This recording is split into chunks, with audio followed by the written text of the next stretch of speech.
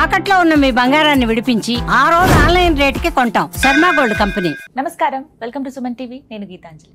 ప్రస్తుతం మనతో పాటు భారతీయ శంకరపీఠం వ్యవస్థాపకులు, ప్రముఖ జ్యోతిష్యులు, ఆధ్యాత్మికవేత్త బ్రహ్మశ్రీ అన్నవరపు తిరుపతిమూర్తి అవధాని గురుగారు ప్రస్తుతం మనతో పాటు ఉన్నారు. వారితో మాట్లాడదాం. గురుగారు నమస్కారం అండి. ఓం శ్రీ మహాగణాధిపతయే నమః. భారతదేశానికి తిరిగి స్వాగతం. సంతోషం.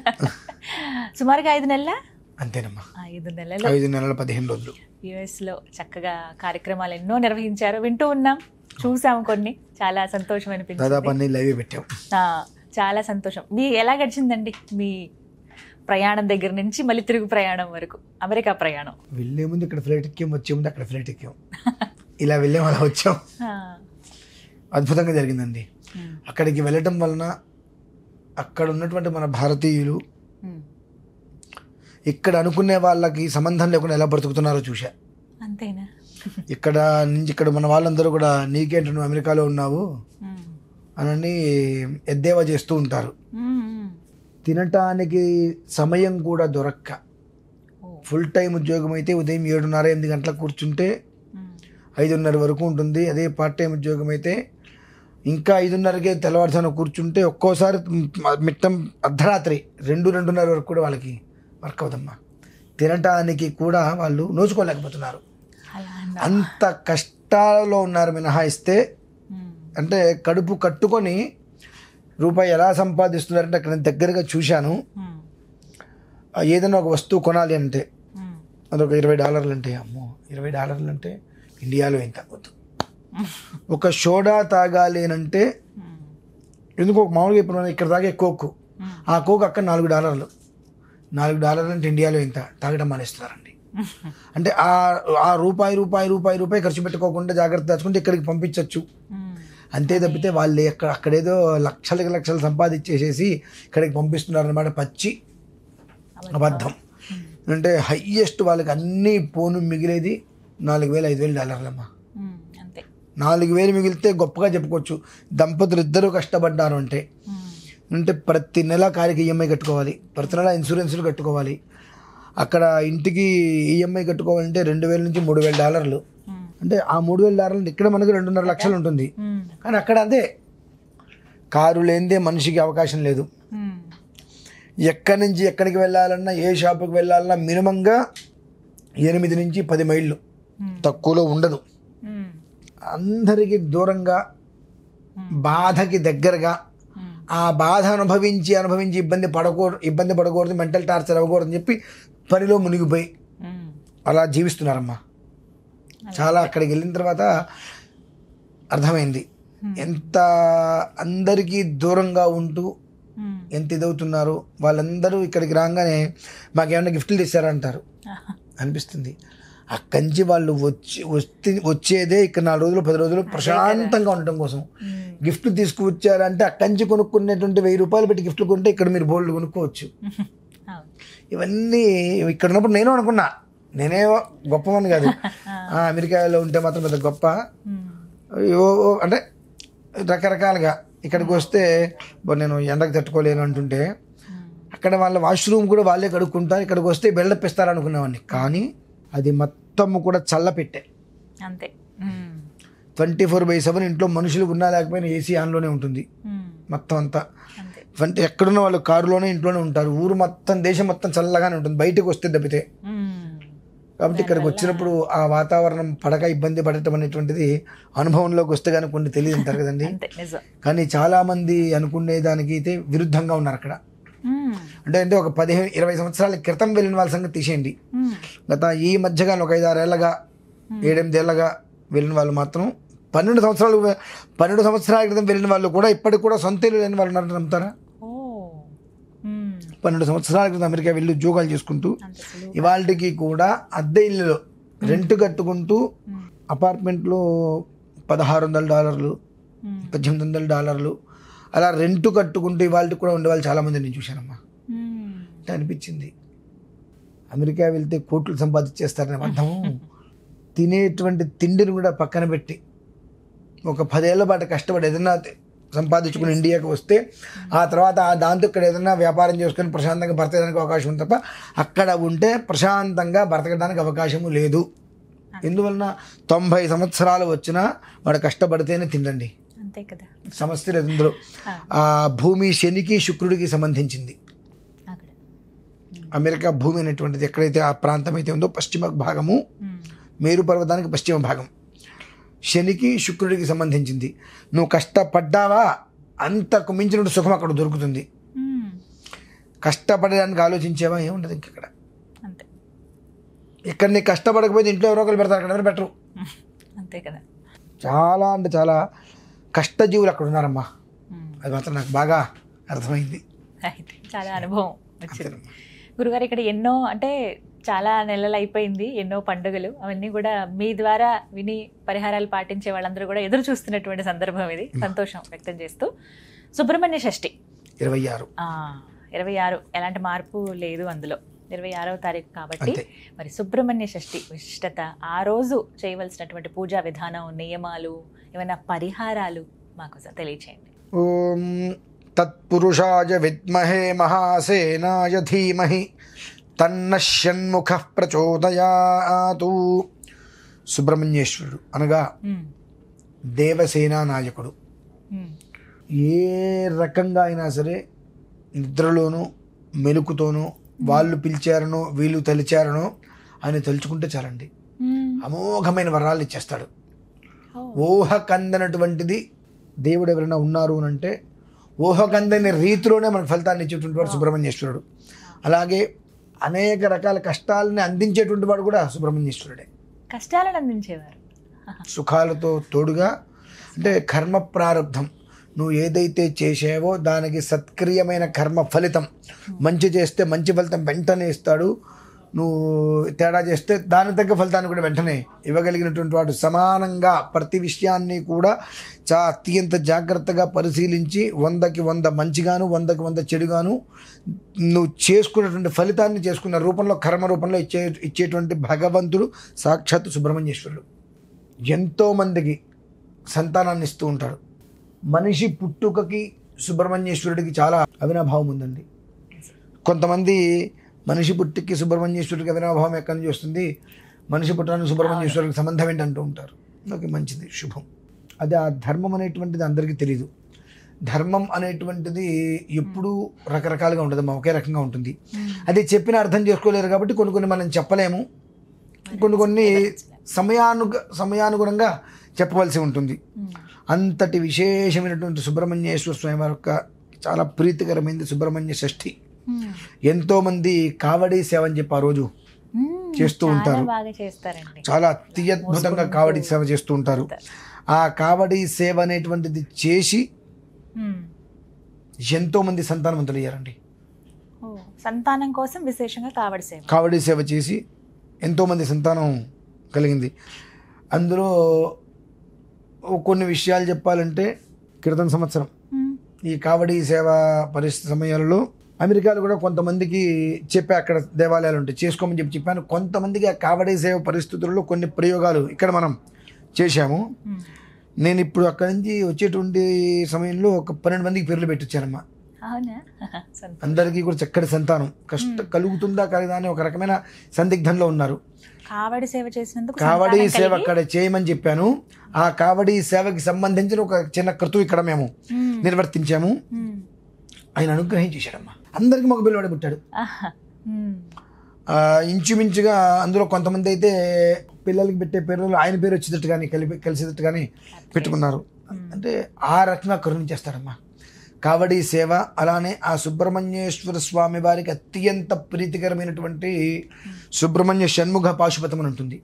ఆ ప్రయోగం అనేటువంటిది ఆ రోజునాడు నిర్వర్తించడం అక్కడ ఉన్న వాళ్ళందరికీ కూడా మేము ఇక్కడ నిర్వర్తించాము. అది చాలా అద్వితీయమైనటువంటిది. కావడి సేవ గురించి తెలుసుకోవాలమ్మా. ఇక్కడ మనకు స్కంద షష్ఠి, మనకి స్కంద టెంపుల్ ఉంది కదా, ఆ స్కంద టెంపుల్లో మీరు వెళ్ళి చూడండి ఒకసారి. 2 కళ్ళు జరుపు. ఆ వచ్చేటువంటి జనాలు అక్కడెక్కడి నుంచో వేలాది మంది అమ్మా. అది ఒక నమ్మకం. ఎలా పడుతుందమ్మా నమ్మకం? ఏదైనా మనం ఒక విషయం గురించి ఆలోచించి భగవంతుడికి నమస్కారం చేసినప్పుడు అది మనకి ఏదైనా పంట పండినప్పుడు ఆ నమ్మకం పడిపోయి ఇక ఎవరైనా చెప్పిన అది మానం, అంతేగా. ఆ నమ్మకం అలా వెళ్ళిపోతూ ఉంటుంది. అలానే కొన్ని ఎలా ఉంటాయంటే అమ్మా, మేము చెప్తాం ఇట్లా కావడి సేవ, కావడి సేవతో పాటు కొన్ని ఆ షణ్ముఖ పాశుపతంత్ర ప్రయోగాలు ప్రతి ఒక్కటి శాస్త్ర ప్రమాణంగా ఇదిలా చెయ్యండి అని మేము ఏమైనా చెబితే దీనికి ఏంటి మూలం, ఓకే దీనికి ఇది మూలం అని చెప్తాం. కానీ కొంతమంది ఏం చేస్తూ ఉంటారంటే ఈ మాట్లాడేటువంటి వాళ్ళు, మేము ఏదైనా ఒక విషయం చెబితే సుబ్రహ్మణ్య షష్ఠి వస్తుంది ఆయన కావడి సేవ చేసుకో, అలాగే దానికి సంబంధించిన షణ్ముఖ పాశుపత ప్రయోగం ఉంటుంది, ఈ రెండు నువ్వు పూర్తి చేసుకుంటే సంతానం ఖచ్చితం అని అంటే ఇది ఎట్లా అండి, ఏ రకంగా దీంట్లో ప్రమాణం ఏంటి, గ్రంథాలు ఏంటి, శాస్త్రాలు ఏంటి అంటారు. అన్నీ మేము వివరిస్తాం.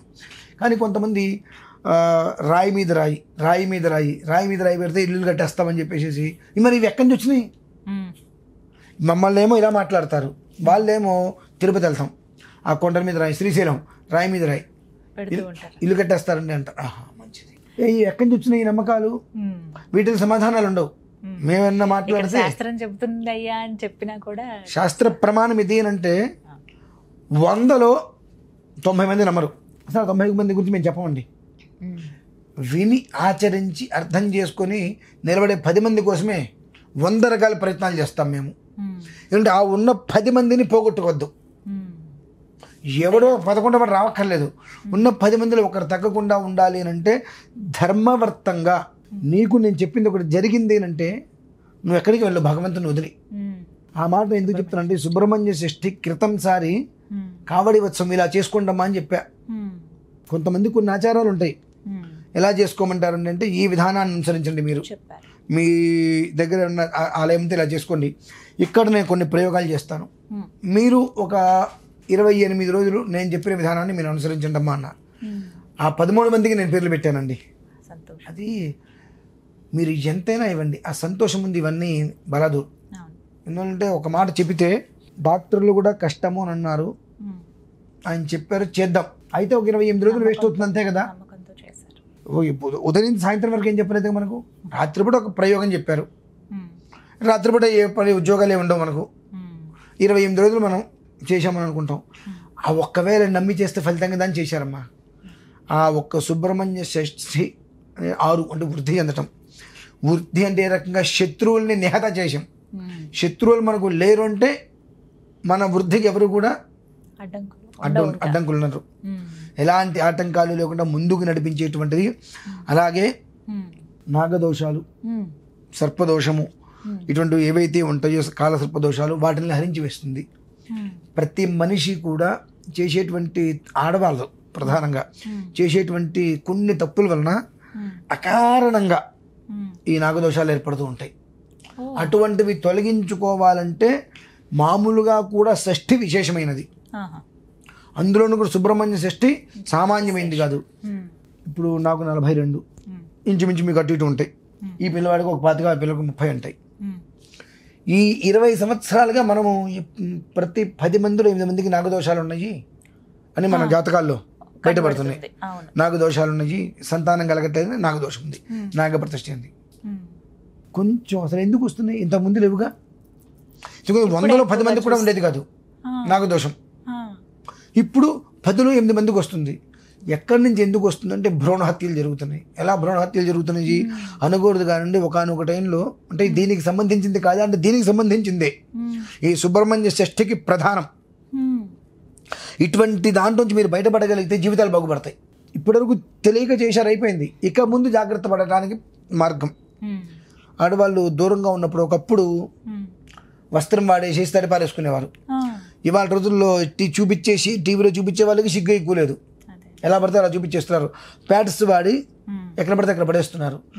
ఈ కాకులు ఏదో చూసి అదేదో తినే పదార్థం అనుకొని, మాంసం మొక్క ఏదో అనుకొని ఆ చెట్టు పుట్ట మీదకి తీసుకెళ్తే అది వచ్చి ఈ పాము పుట్టల మీద పడి అందులో ఉండేటువంటి ఒక నెగిటివ్ దానికి ఆ లోపల ఉన్నటువంటి పాము పిల్లలు చనిపోతున్నాయి. తద్వారా సంతానం కలగట్లే. ఇవాళ 10లో 8 మందికి సంతానం కలగకపోవడానికి ఒకవేళ సంతానం ఏ కారణం చేతనైనా వాళ్ళు ఏవో రకరకాలుగా ప్రయత్నాలు చేసుకుంటూ ఉంటారు.